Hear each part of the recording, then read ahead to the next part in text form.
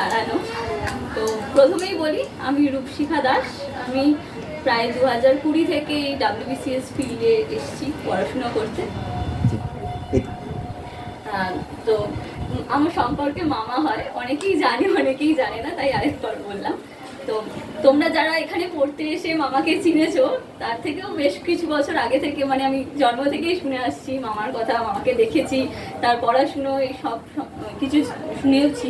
এবং আমি class 11-এ first 11-এ নয়, মাধ্যমিকের শেষের দিকে হাইট অ্যান্ড ডিস্টেন্সের চ্যাপ্টারটা থেকে শুরু করেছিলাম মামার কাছে পড়া। তো তখন মানে এই শেষের দিকের চ্যাপ্টারগুলো আমরা প্রায় সবাই ঠিক আছে এটা আসবে না, এটা খুব কঠিন, পরের বার দেখে নেবো, 11-এ উঠে শিখে নেবো, এরকম করে আমরা সবাই মোটামুটি ছেড়ে দিই। কিন্তু মামা আমাকে যেভাবে হাইট অ্যান্ড ডিস্টেন্সের চ্যাপ্টারটা পড়িয়েছিল, আমি মাধ্যমিকে গিয়ে সবার প্রথম ওই হাইট অ্যান্ড ডিস্টেন্সের অঙ্কটাই করেছিলাম, একদম লাস্ট পেজে গিয়ে কোয়েশ্চেনের। এবং সেখান থেকেই তারপরে আমার 11-এ সায়েন্স নেওয়া, 11-এ মামার কাছে কেমিস্ট্রি পড়া, 11-12 জয়েন্ট।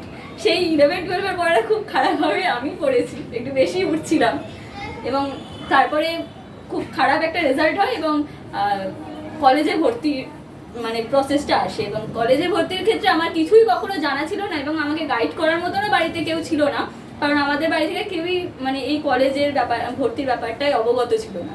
তো মামার থেকেই জিজ্ঞেস করে সব জায়গায় ফর্ম ফিল আপ করা। মামা বলে দিয়েছিল স্ট্রিক্টলি, আর যে কোনো কলেজে ভর্তি হোক, কিন্তু বারাসাত ইউনিভার্সিটির কোনো কলেজে ভর্তি হবি না।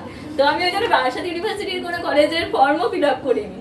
তো সব কটা ফর্মই ক্যালকাটা ইউনিভার্সিটির আন্ডারেই ফিল আপ করেছিলাম, এবং সেখান থেকেই সিটি কলেজে আমার নামটা আসে লিস্টে। এবং তখন মামাকে বলে যে আমরা তো কিছু জানি না ব্যাপারটা, যে কিভাবে কি ভর্তি টর্তি হয়, অনেক স্ক্যাম ট্যাম হচ্ছে, তো তুই গিয়ে মানে আমার মেয়েকে ভর্তি করে দিয়ে আসবি। তো মামা আমার সাথে গিয়েও ছিল সেখানে ভর্তি করার সময়, এবং আমাকে বলে দিয়েছিল যে তুই ওপরে যাচ্ছিস তো দেখবি এইচএস এর রেজাল্টের পেছনের দিকে যে পাতাটা আছে সেখানে যেন স্ট্যাম্পটা মারি, ওখানে স্ট্যাম্প মারেই বুঝবি তুই কলেজে ভর্তি হয়ে গেছিস। তো আমি ওটা লক্ষ্য করেছিলাম যে সত্যি স্ট্যাম্প মারে কিনা। তো এরকমই মানে আমার প্রত্যেকটা কাজে, প্রত্যেকটা স্টেপে মামা আমাকে মানে একদম লক্ষ্যে পৌঁছে দেওয়া অবধি সেখানে দাঁড়িয়েছিল। এবং তারপরে আমি কলেজে ভর্তি হই, কলেজে জুলজি অনার্স নিয়ে পড়তে শুরু করি, এবং সেকেন্ড ইয়ার থেকে যখন থার্ড ইয়ারে উঠি তখন আমার অনার্সটা কেটে যায়। তখন আমি বাড়ি এসে সবার ফার্স্টে মামাকে ফোন করেছিলাম যে আমার অনার্সটা কেটে গেছে, কি করবো এবারে, আমি কি আর কোনোদিনই চাকরি টাকরি কিছু পাবো না। কারণ আমার তখন মানে কোনো ধারণাই ছিল না এই সরকারি চাকরির পড়াশোনাটা কিরকম হয়, বা এত মানুষ যে সরকারি চাকরির পরীক্ষা দেয় এরকম কোনো কিছুই আমার জানা ছিল না। তো মা বলেছিল কোনো ব্যাপার না, অনেকেরই অনার্স থাকে না, তুই কোনো রকমে এই থার্ড ইয়ারটা কমপ্লিট করে ফেল, পাশে পড়ে তারপরে WBCS এর জন্য পড়বি, সরকারি চাকরির জন্য পড়বি। তো তখন আমি আবার একটু মনের জোর পাই, কোনো রকমের গ্রাজুয়েশনটা কমপ্লিট করি, এবং তারপরে আবার মামার কাছে আসা যে এবারে কি করবো, গ্র্যাজুয়েশন তো হয়ে গেছে, আমি আর মাস্টার্সের ওইদিকে যাবোই না, তো কি হবে। মামা আমাকে কিছু মানে এখানে জিকে পড়া, তারপরে ইংলিশ কোথায় পড়ায়, ম্যাথস কোথায় পড়ায়, সব কিছু ডিটেলস, সব স্যারদের অ্যাড্রেস, ফোন নাম্বার সব দিয়ে দিয়েছিল। তো সেখানে আমি পড়তেও গিয়েছি, কিন্তু সেখানকার মানে অ্যাটমসফিয়ারটা এবং তাদের পড়ানোর স্টাইলটা আমার একদম ভালো লাগেনি, খুবই মানে বিজনেস ওরিয়েন্টেড টাইপের সব ছিল, এবং অনেকেই না খুব তাড়াতাড়ি পড়াচ্ছিল, আমি সেগুলো ধরতেও পারছিলাম না, যেহেতু আমি প্রথম এসেছি এই ফিল্ডে, এবং অনেক বছর ইতিহাস ভূগোল পড়া হয় না, আর পলিটি ইকোনমিক্স সম্বন্ধে তো আমার কোনোদিনই কোনো ধারণা ছিল না, যেহেতু সায়েন্স ব্যাকগ্রাউন্ডের ছিলাম।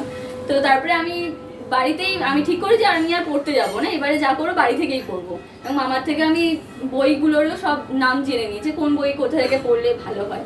তো সেই বইগুলো দিয়েই বাড়িতে পড়াশুনো করছিলাম, এবং আমি 21, 20 এবং 21 এই 2 বছর WBCS আমি বাড়ি থেকেই পড়ে দিয়েছি, কিন্তু আমার প্রিলিটা ক্লিয়ার হয়নি কোনো বছরই। তারপরেই আমি ঠিক করি, এবং এখানে তখন একটা কোচিং শুরুও হয়েছে ওই লকডাউনের সময় থেকে। তারপরে আমি ঠিক করি যে লকডাউন উঠে গেলে আমি মামার কাছে পড়তে যাবো, যে বাড়িতে হয়তো আমি ঠিকঠাক গাইড মানে ঠিকঠাক রাস্তায় এগোতে পারছি না, একজন আমার গাইড চাই। তো তখনই মামার কাছে আসা, এখানে এসে সব পড়াশুনো শুরু হওয়া আবার ঠিকঠাক লাইনে।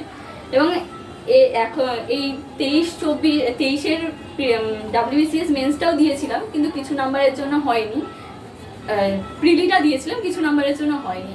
তো তারপরে থেকে কিন্তু আমি কখনো ভেঙে পড়িনি, এবং মামা আমাকে কখনো বলেনি যে তোর দ্বারা আর হবে না, সবসময় বলছে ঠিক আছে তুই চালিয়ে যা, হবে, ঠিক হবে। তো সেই মানে মনের জোর নিয়েই আমি আবার পড়াশোনাটাকে কন্টিনিউ করছি এখনো। এবং এটা WBCS এর যেহেতু একটা অনিশ্চয়তা তৈরি হয়েছে, সেই জন্যই আমি এখানে কদিন ধরে মানে এই WBCS এর ক্লাসটা করছি না এবং ডেসক্রিপটিভের ক্লাসটাও থামিয়ে দিয়েছি। যে ঠিক আছে, এখন আমি আমার যেহেতু বয়সটা আছে, আমি CGL-টা দেখি কি হয়, এবারে একটা ভালো ভ্যাকেন্সি আছে, যদি হয়ে যায় সেই জন্য আমি বাড়িতেই পড়ছি। তো এখানে আর আসা হচ্ছে না কিছুদিন, তাই এই জায়গাটাতে অনেকদিন পর এসে দাঁড়ানো। তো আমার জীবনে এবং প্রত্যেকটা স্টেপে মামা আমাকে যেভাবে গাইড করেছে সেভাবে গাইড করতে থাকবে, আমি নিশ্চয়ই একদিন আমার ড্রিম জবটা পাবো। এবং আমি আশা করি যে এখানে আমরা যারা যারা পড়তে এসেছি তারা সবাই আমাদের ড্রিম জবটায় পাবো। এবং আমাদের মানে পশ্চিমবঙ্গের প্রত্যেকটা ডিপার্টমেন্টে আমাদের সব ব্যাচমেটরা ঠিক কেউ না কেউ একজন না একজন করে থাকবে। এই বলেই আমি আজকে শিক্ষক দিবসের এই স্পিচটা সেখানে শেষ করছি। থ্যাংক ইউ মামা।